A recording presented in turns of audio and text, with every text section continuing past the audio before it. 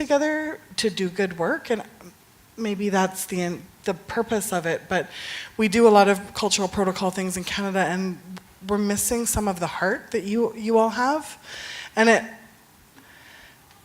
I think it's kind of tagging on to something that you said, like it's looking at the Google Doc that I put up to ask about how to make this place even more inclusive. I love people have added all these amazing ideas. They got categorized. The bullet points were all put together the same way. Someone added a link to the code of conduct. Like, there's a lot of heart in this community, but and I know that the organizers have really worked their butts off, and the people in the AV booth, the people who've made us food and cleaned the space. Like, there's a lot of people that have done a lot of behind the scenes labor to what happens on stage, but I see every single person here being an active participant in this community, and like whether it's in a Google Doc adding those links, or as we're leaving last night, someone from Auckland Museum checking in with me and my wife to see where we're going for dinner and did we want to join. And just the people really, there's something special here, and surprised. Like, I knew that there was something special that was going to happen, but it's been pure fucking magic. Like, better name for the conference. Pure fucking magic.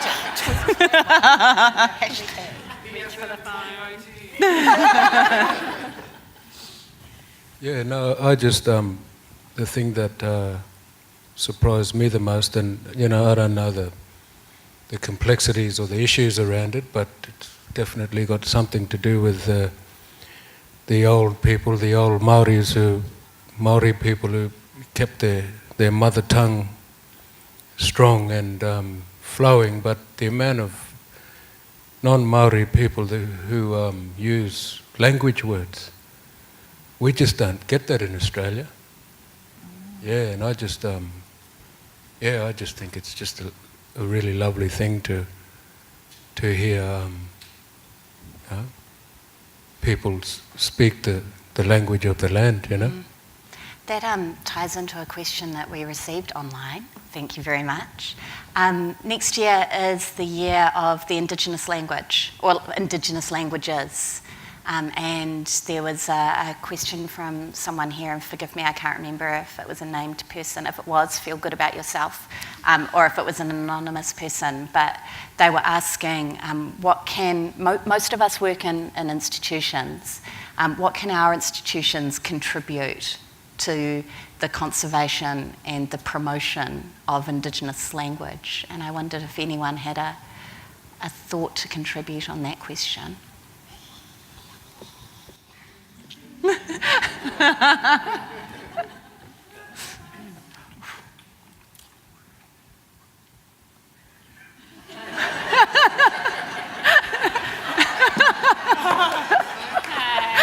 Say no. I'm liking having you here.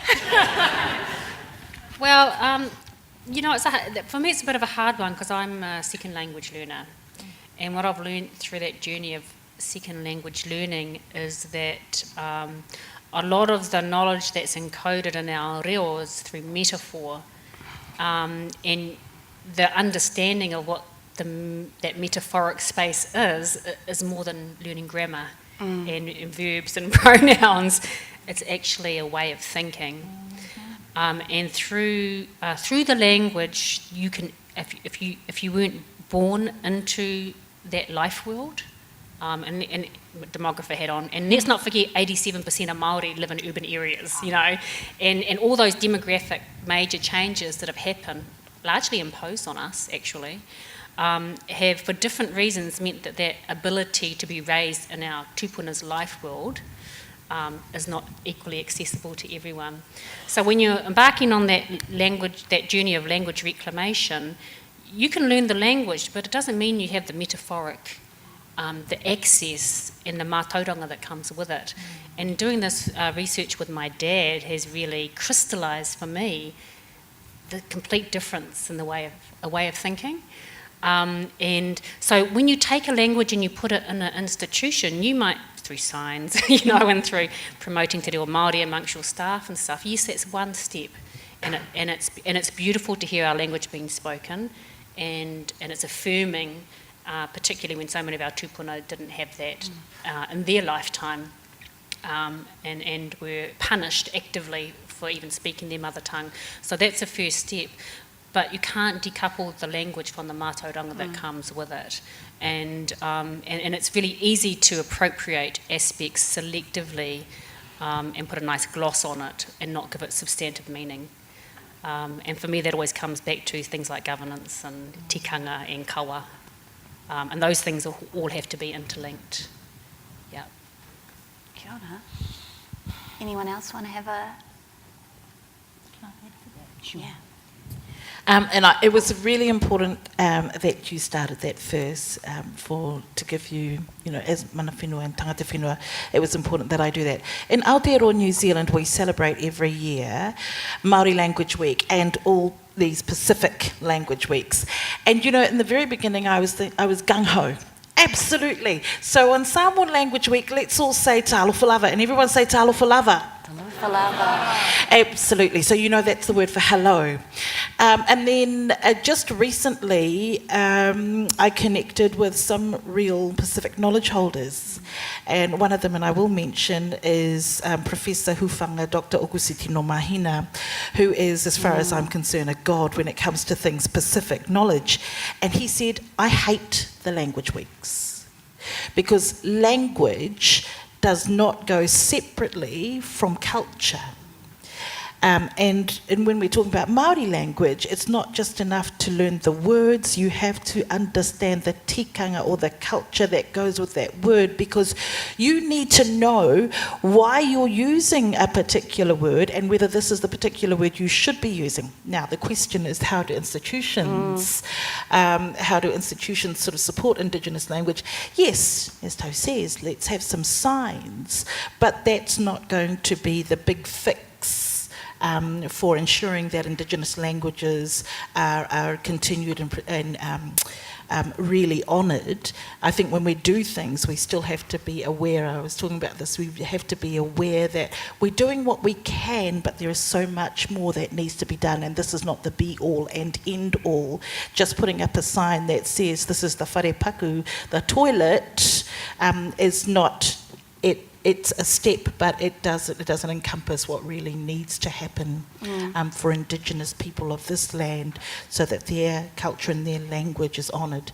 Yeah, there we go. Yeah, I think, Tahu, what you pull up for me is that sense of it's those baby steps, right? Like you take the baby steps and you feel good about yourself, and then you meet the world of metaphor, and you have to move into a space of discomfort, of actually realising that this, you thought you were getting somewhere and you're just getting to know what you don't know at all. And many of you have actually spoken about being okay, having to make your peace with being uncomfortable or sitting in a place of discomfort long enough to move forward.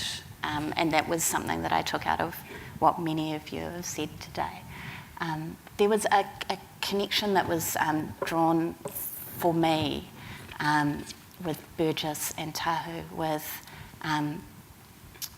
both of you touching on this idea of data being collected by the state on threats, from perceived threats. And your example showed how data that was collected as threat can be taken back and used in a better way, an incredibly sad way to find out a different value to it. And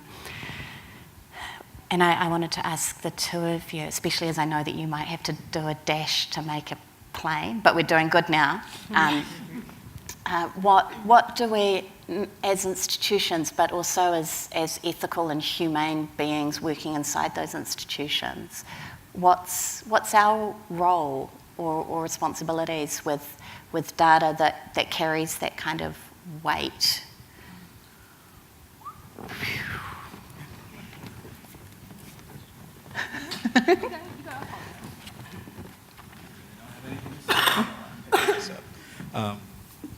It should be Hello? on, yeah. It's on, okay. Yeah, that's a really good question. I think part part of the problem, so, you know, I'm not from here, so I don't really sort of understand how the professional sort of archives and library field works here, but I could speak to the US where, you know, a lot of that kind of work is institutionalized, right? It's in the academic, it's in the university. That's where a lot of libraries are, and those libraries have a lot of power in sort of dictating how the field goes, right? And I think part of the problem is, you know, building archives and documenting cultures is, in the US, is a very sort of professional thing. It's tied to careerism and professionalism. And so there's this idea that if we don't take as much as we can, then how does that sort of hurt our own careers? How does that hurt our library moving forward? You know, when we start comparing ourselves to other libraries, right? We have more data, we have more big data than these other libraries, which attracts more grant funding. And so the reasons for building these archives in the US are just coming from the wrong place to begin with. And so, I think, you know, if we could step back and think a little bit more about why is it that we're collecting all this data, or why do we want to collect this data, start asking questions, critical questions of ourselves about why we're doing the work, then we can start to see some reasons why maybe we shouldn't. But that's very difficult when, you know, you have to do these kinds of things to get a paycheck, right?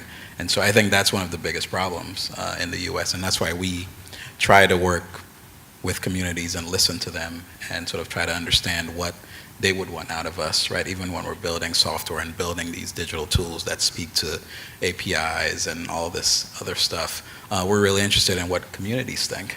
And so, yeah, I think, you know, it's really simple, the things we have to do, but I don't see how they can really happen if so much of this, right, working in museums and working in academic libraries is tied to us sort of living, you know, and these things are, you know, doing these things, collecting that data is part of the reward, you know, the professional reward that we get. So how do we decouple those things, right?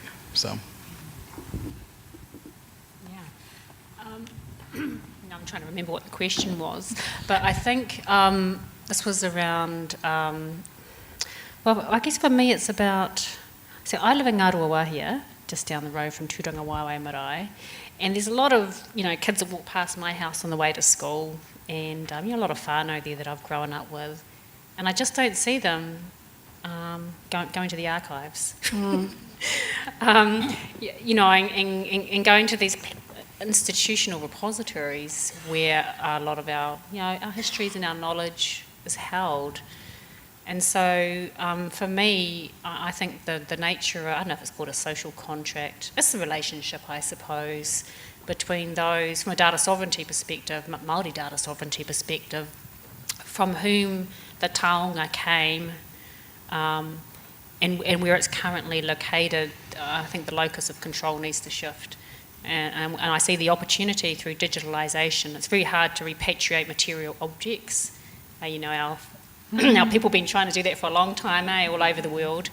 But once you digitise stuff, knowledge, mātauranga, taonga, data, that provides an opportunity to shift that locus of control. I think we're not dependent so much on your centralised, on the centralised institutions. And so I think these institutions need to start redefining the way they see their. And it's already happening. I mean, you're really leaders. The GLAM sector are leaders, really, in some way, in terms of thinking about the ethical use of data, for want of a better word, call it data for now. But my sense is in the future, as digitalisation becomes more and more rampant, that the nature of the relationship between these institutions and communities, individuals and collectors, will fundamentally transform. And from my perspective of the work that I'm doing, I want to help ensure, just as someone who likes to get stuff done, not as a knowledge holder. I'm very clear that I'm not a knowledge holder. I might have some expertise in some certain areas and connect the knowledge holders, but I'm not the knowledge holder, is to do what we can to ensure that our community is well positioned to be able to govern our data resources in a way that's contributing to the collective well-being and that's safe and that conforms with our tikanga. 10 years ago, that would have been kind of hard to imagine that would be possible. Now I think it's absolutely possible because we've already got a blueprint for it. We just have to figure out how to implement it. But in the future going forward, I see that there's big opportunities to actually transform the core business of what you do. And that will probably happen in some way. I'm not sure how it's going to work out. I'm not sure if I'm answering your original question. I think you're saying great stuff. I told everyone that they could disregard my questions and answer better ones, you know, that classic interview technique. I just made up my own question then. You touched on something though that someone, I talked to them about in the lunch break, which was around we're getting so much better at building relationships with communities. And I'm using that word as shorthand because I'm still not happy with that. It's very amorphous, isn't it? Yep, very amorphous, very dichotomous. It disregards that there is community inside as well. Like one of the things that I've become so aware of in my last few years in museums is like when I go home and my family asks me about my job and I tell them what they're doing, they're like, oh yeah, whatevs. For a lot of my colleagues, my Māori and Pacifica colleagues, when they go home, their families have expectations, you know? They're representatives inside and outside, and that's an extra weight and an extra responsibility. Community exists inside the institution as well as outside. And I still have the thread of what I was about to say, which is a miracle. So what it was this person who was talking to me said, we're getting better at building these relationships, but they're still often between a person inside the institution and a community or a group of people on the outside. And when that person inside the institution goes, it's fragile. It can be that frail. And Shaun, I was really struck in your talk, the photos of your rangatahi, your young people, inside with people who weren't you know, learning with a group of people. I was wondering if there's anything that you can talk about there, about bringing community in to talk to each other, or about how one day maybe when you're not there, how those relationships will be sustained. Does that make sense as a thing that I'm asking you to? Yeah. No, well, you know, we've got a long way to go. The museum that I work with, we're slowly sort of trying to break those barriers down. But yeah, I guess, I don't know, it's a funny place. It's been open for about 27 years. The collection was originally acquired, I think, in the late 1980s, and the centre was built in 1991. But like I said earlier, like the first 20 years of it being opened, you know, my people were effectively left out of it, you know.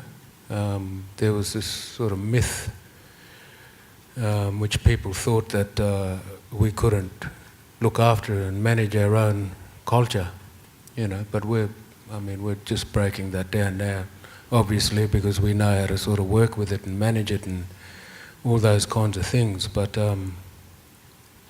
yeah, look, I don't know. You know, we've got this other issue of the actual governance of the place, and that's sort of critical to work through, because what we've got is an institution that is governed by not our culture, not our ways, not our policies, protocols or whatever, but what they're dealing with is the highest of the highest echelons of our culture. Our ceremonial film, our ceremonial songs, our choronga.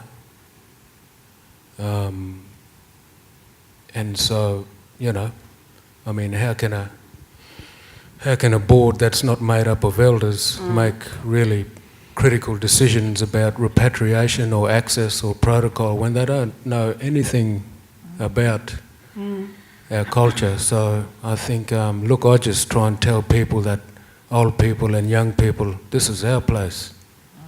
You come here whenever you want to. You don't even have to go through the reception, you just come through. This is your place. But yeah, I think we've got a long way to go, you know. And I think that point about governance, I mean, Te Papa is a bicultural museum, but we don't have bicultural governance. We're a long way off that, and maybe kind of to the full stack approach that you're talking about with the work that you're doing. Governance is one way of ensuring sustainability beyond individuals. You know, you've got people here doing the work day to day. Governance sets the principles, sets the longevity that might support them and help replace them over time. I'm going to go back to some scripted questions. I wanted to ask, because for me one of the richest parts of this is the conference is drawing the connections, and if there was anything that each of you had heard from another speaker up here, or from another speaker or someone who you've just spoken to, that really resonated with you, that you wanted to reflect upon or remark upon, to draw attention to or draw a connection to. I should ask more condensed questions. Tell me something that made you think. You came here with your thoughts. What made you think back? So I won't mention any sort of specific things, but I think the keynotes, and I listened to all of them over the last couple days.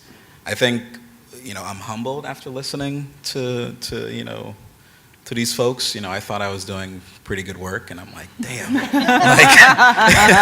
like these people are really doing some deep stuff, and you know, I feel challenged to go back and sort of really just look at everything I'm doing and see what we can do better. You know, I think what I got from the keynotes is that there's just several deeper levels we can go in sort of the ways we think about this kind of work, and that was really inspiring. So, thank you all.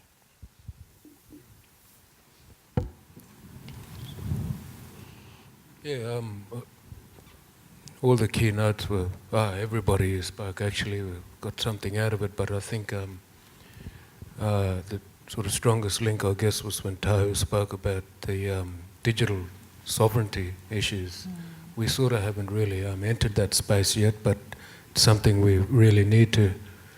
And also, you know, when you mentioned that, you know, your father was actually the only person who could actually put the research together in a way that made sense, you know, that really resonated with me and my work, because it's the same thing. But I guess the thing that hit me the most was when Tara spoke, and the last thing she said was, and it was from the lady who you met at the library, and she said, it's the people, you know, and I think it was in a little bit of a different context, what's the most important, something like that, but I mean, yeah, all these digital archives, and, you know, it's for us, it's for the people to benefit from, you know, so that's just my thoughts. For me, one of the interesting kind of through threads was that all information and all collections aren't for everyone.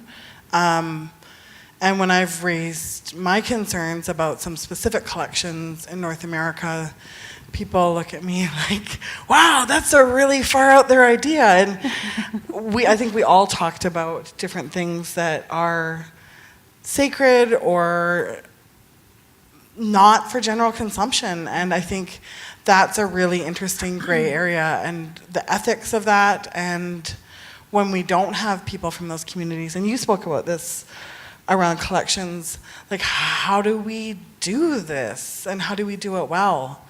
And the other thing that I heard through a lot of talks was a sense of time and the not to go fast. And like in tech we talk a lot about agile and we're trying to innovate really quickly, and something that was really beautiful that I heard on a lot of talks was about the need to go slow and the need to maybe even not move yet, and because we don't have the right people at the table or the right people involved, or the necessary groundwork hasn't been done yet. So we're gonna figure that out later, or we're gonna slowly try and like figure out what the table looks like, or which building, or is it happening outside, these conversations. And it's so refreshing to hear people taking care and going slow and doing it with an ethics of care. And that's something I'm really going to take with me, because I think we're all trying to go faster and better and innovate, blah, blah, blah. And I think for me, that question is like, does it have to be so fast? And what's the way to do it right? So that's something I've taken from all of you. Thanks. I think that's going back to metaphor again. I'm going to get you two to finish this off. But when I came into tech, I was kind of surprised by the aggression of metaphor. You know, like single ringable neck, go fast and break shit. Even fail fast and fail often, like it's failing, not learning. You know, like, what is it? Don't ask permission, ask forgiveness. Like, that's a dangerous metaphor, but it's a badge of honour as well, and we kind of had to unpick those. But over the intervening years, I feel like our metaphors are becoming gentler and more nuanced. And I think that point that you make about not having to go at breakneck speed all the time, about waiting until you're ready, waiting until the right people are ready, is such a powerful thing to again, be comfortable with. Back to you. You were passing it on. You know, that's my trick. Eh?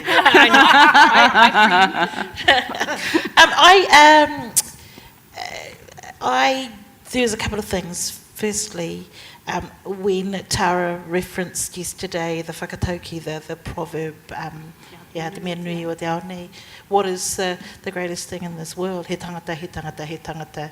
And I was sitting in that corner there next to an AUT student, and I went, yeah, we know that whakatauki. And I think, hands up those of you who are from Aotearoa. Yeah, aye. So most of us have in our daily lives or through our time living in Aotearoa heard that. And it becomes, I think sometimes though, we take it for granted that this is kind of part of the foundation of Aotearoa. This is us. And so it wasn't when she said that, it was when she cried over it that I went, wow, we live in a good place. You know, and as much as we might talk about the amount of work that needs to be done, I think we need to also applaud ourselves as a nation, because we make people cry. Because we live on a foundation where we understand this in New Zealand. It is about the people. Hey, why you cry again?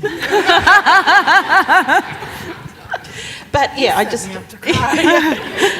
and so I kind of, you know, in a way I wanted to congratulate, not congratulate, but just, it was a good thing to be reminded of, because we take that for granted, and much the same as what you said, we use language, and yeah, words like mana and whenua, language of our indigenous people here, we do that all the time, and we do take it for granted, but it's a good place to be, even though there's still heaps of work to do. It's moments like that where I kind of go, actually, we're not too bad. All right. So we just had a beautiful hug. Let's have a wee encouraging slap. Sorry, that's a terrible metaphor. Help encourage us out of our nest of coziness and our familiar territory. We are doing well. We should take a moment to be happy with that. We can always do better. Where are the areas, where are the territories? What are the questions that you think we should go away with and be asking ourselves? Like I've sat in meetings today where I've talked about KPIs and SPEs, which is a whole new one for me, still don't know what that means. Strategic narratives and all these things, and I feel like we're not talking about the real thing. What are the real conversations that we need to be having around the table in our institutions? What would you tell us to talk about?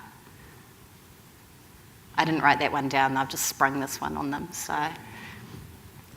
Yeah. I was just thinking, like, I've never been on a stage with all people of color and Black and Indigenous folks. Like, this is a first for me, so it's pretty special, so good on ya. Well done.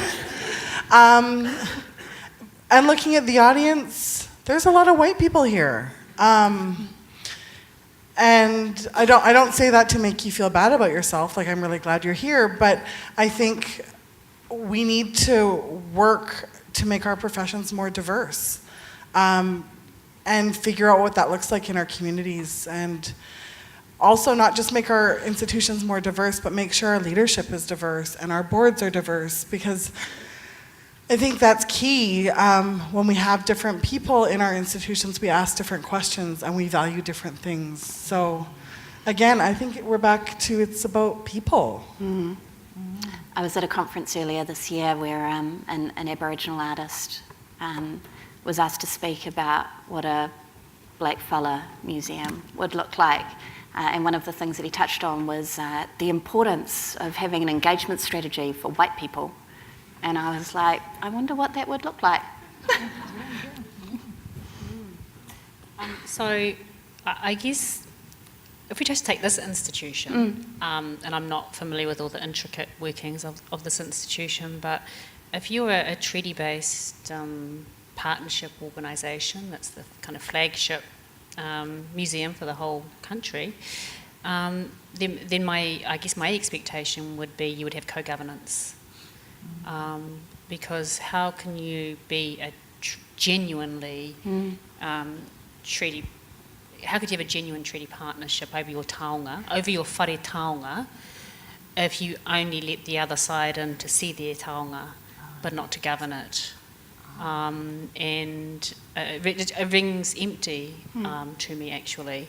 And so, moving ahead, if institutions genuinely want to transform the power relationships and not be those colonial echoes of the past dressed up in new kakahu with a bit of reo and the wharepaku sign. Although that is important because sometimes they don't have the diagrams in that. So you have to do more than let people in. You have to change the power dynamics, because through that co-governance lens, you have a different way of viewing the whare taonga, and you have a different way of thinking about the relationships to people and to communities. You bring a different wairua into the space. And so, I guess it's been transformative change doesn't happen overnight, and certainly I think maybe on a global stage, te papa is probably out there when talking about what best practice might look like for Indigenous taonga. But I'm always been a firm believer here that in Aotearoa we have some unique opportunities to do this right. And I think, don't take advantage of it enough, because there's still this colonial baggage sitting on the shoulder saying, actually, we can't trust them to do it. Yeah. We don't want to give the power over. We don't want to sit as equals making decisions over this important taonga. So I think that's super important. And if you can't address that, then the other stuff is fluff. And I don't mean to say that in a diminishing way, but it really is critical to the foundations of the whare taonga. I think it, I'm not authorised to say this, but it's never stopped me before. Like, yeah, I've been here 2.5 months, I think, and biggest question I ask myself: where is it in our legislation? You know, where is it in our governance? It's not okay. Yeah, we can't be what we say we are unless we are that all the way through. Integrated, embedded. Yeah. Yeah, no, same thing in Australia too. I think museum institutions and other collections need to really have a good look at themselves. They need to look in and question their own identity and see what they're all about, because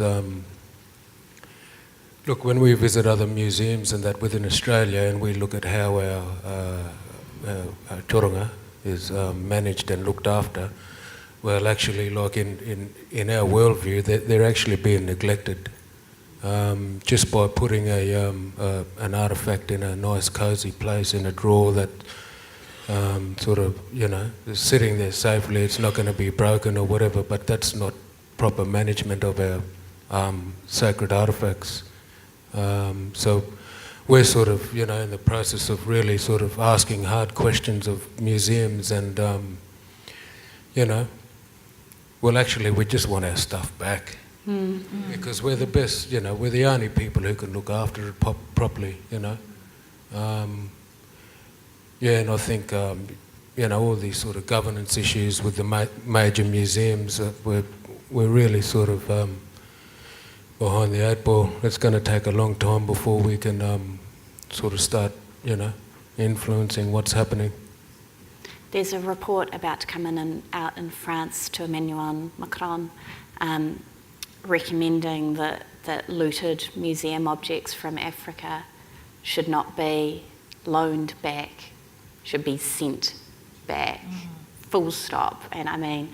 and there's one thing, sorry sis, No, there's just one, you know, there's one important thing that institutions in Australia just don't get, and they don't factor in, and that's spirit.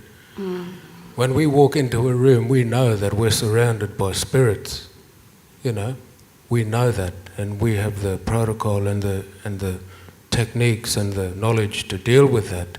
You know, and look, I look at some of the people who work with our sacred artifacts in other museums, and I just think, I question their actual spiritual safety. You know, because they don't really know what they're messing with. You know, and it's dangerous, man.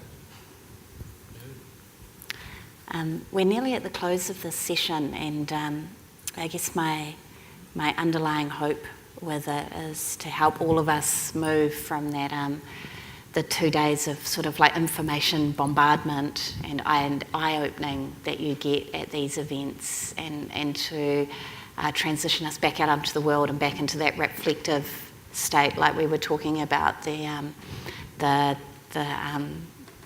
An experience like this feeds you and it colours your thinking over the coming days and weeks and months, and it will keep, and like we talked about, people will get sick of you saying, well, when I was at NDF and da-da-da-da-da-da. And I want all of you to think about this, but I'm going to ask our keynotes as they're closing. Is there something that's happened or that you've heard over the last 2 days that you're taking home with you, that reaffirms what you're doing or shows you a new path? So I actually wanted to speak to the challenge question. Oh, do the challenge too. Is this thing on? Yeah, okay. So we're starting to do, I didn't speak about it here today because I was asked to talk about something else, but we're starting to do a lot of work in the US around helping community-based archives, especially those archives owned by marginalized and oppressed people, helping them sustain themselves, and helping them figure out ways to either grow their own archives or build new archives in their own communities where they won't have to send their stuff to the big library or the big museum. And so we're doing a lot of work around helping those archives figure out new avenues for funding and revenue generation, new ways to think about getting their hands on resources that they could do digitization work and all that other type of work themselves. And so it's really about sustainability and capacity building. That's a lot of the work that we're looking at, because we don't feel that university libraries and large government museums are the best places for these collections that mean so much to the communities that we work with. So we want to figure out ways to help each of these spaces, no matter how our profession sort of thinks about them as not being the right places to hold archives. We believe that these spaces are worthy, and these folks have the skills, because in reality they've been keeping these archives for a very long time, right? Oppressed people have been keeping their histories for a very long time. So we're doing a lot of work around sustainability and capacity building, and I think, my challenge to this audience would be to think about, how you can go back and contribute to that kind of work in your communities, right? Helping folks raise money so they can keep their own stuff. Mm.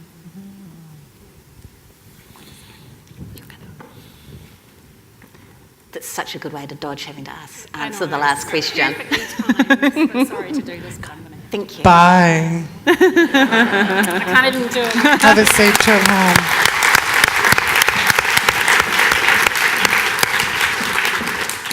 My quick thing, I used to joke that I wrote email for a living, and now I make slide decks.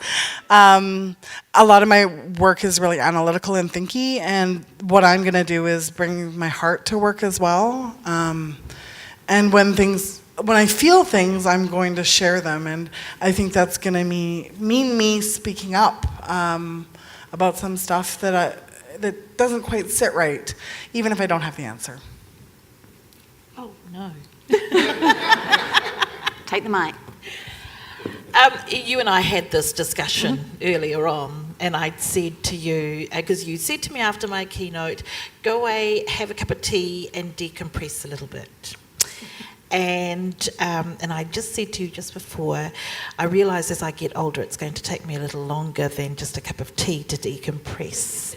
And so what do I take away from this? I take away a lot of stuff that I still need to think about.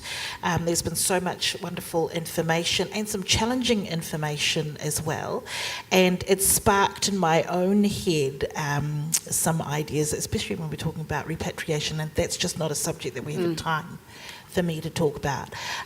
But my answer is I need more time. And so this is why I said to you, people are going to get sick of me over the next month or two, because I'll be saying, when I was at the NDF, and it'll spark conversation for a long time until the next thing comes along. So, no answer. Ka pai. Shaun? What will I take home? Well, I'd like to be taking home those ancestors I've seen today. But maybe we can start negotiations around those. But no, look, not about digitisation or anything, but I'm going to take the message home to my old people that we've got Turunga here in Wellington at Te Papa, and yeah, we're going to have some talks around getting them back, because they belong with us at home. Yeah. They do. Ngā mihi nui kia koutou. If you can join me in thanking not just our speakers, but our champions and our friends.